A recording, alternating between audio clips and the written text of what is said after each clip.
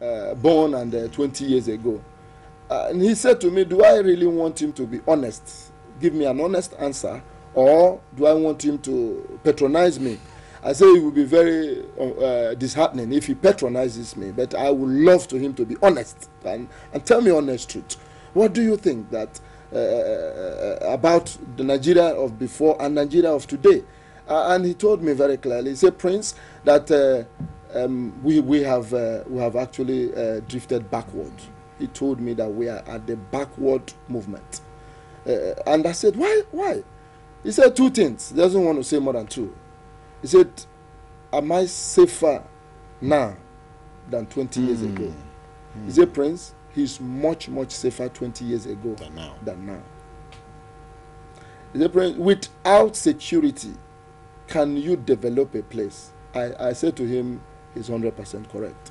So he went on and said, second thing, that development will elude you in the midst of war, in the midst of catastrophe, in the midst of chaos, in the midst of corruption. Development will elude you. It will elude you. And that is what has happened to Nigeria. If you open Nigerian newspaper from the page 1 to page end, what you hear, 20 died in Jos, 30 died in Kaduna, 15 harshly accident died in Owerri, 13 burned to death in Benin, 80 in burning right now. Breaking news, 80 people burning right now. The question is, how did we get to this? Because except and until we ask ourselves, how did we get to this situation? We're not going to make any headway. We should ask ourselves, how did we deteriorate to become a nation that is unsafe? The air is unsafe. The land is unsafe. The sea is the most unsafe. So where is safety? Is it the air? Is it the sea? No, none of that. So how did we get to this? And meanwhile, these are the things that used to be safe for Nigeria. How did we all of a sudden, Nigeria has entered into terrorist nation?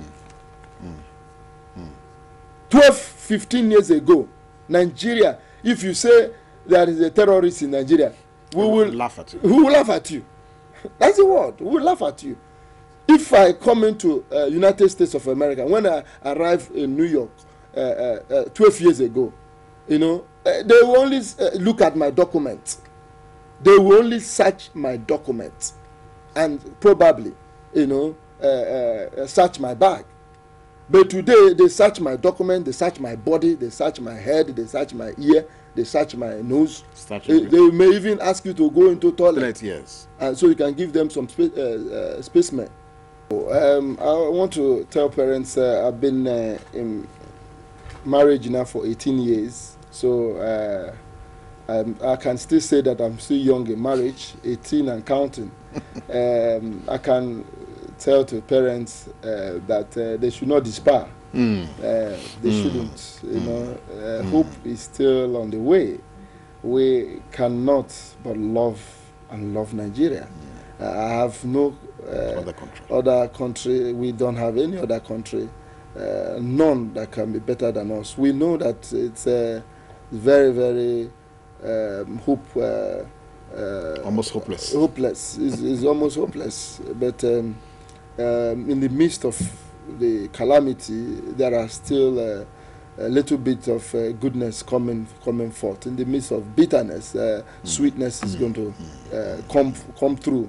I am confident that Nigeria is going to come through these biggest challenges. It's very challenging, You could see it that for the president, the commander-in-chief, Goodluck Ebele Jonathan, is doing his very best, but there is a lot more to do.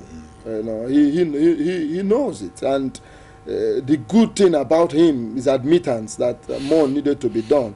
I'm only also going to use the opportunity to tell him to make a more deeper search and get more proper people. This is going to be a teamwork. It's not going to be just one man's effort.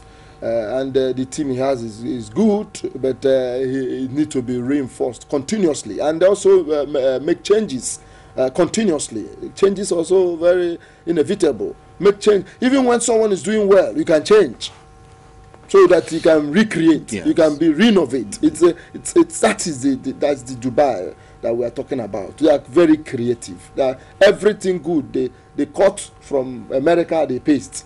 You see, Dubai saw the Mall of America. Yes. They went and did the Mall of Emirates, yeah. and it's a fantastic place. You know, Dubai saw the Twin Tower in Chicago. They went and do Khalifa Towers in Dubai. It's a beauty to behold, and those are economic activities. You know, these things are something that is life changing, and people can come all over the world just to go and see. You know, Nigeria is where tourism is gone. But it's going to be a madness to sell tourism when the people inside don't want to go out. You know, because tourism is not a push. Tourism is a pull. It's not a push. You do not market tourism. You make your place beautiful. You create paradise, and people hears about it. They want to come and see it. You don't go and be telling people, do you know what? I have a paradise in my place. You know, you don't have to. People who will hear it when you have a paradise, and they will come naturally to go and see. They want to be part of it and take pictures. So we need to renovate and create a beautiful Nigeria. So parents do not despair. Children, it's 2 thumbs for children, 2 thumbs up. They own this country. This country is going to be better for them. But some of us are prepared to give everything that is required for it to be better. You know, at any level that is required of us.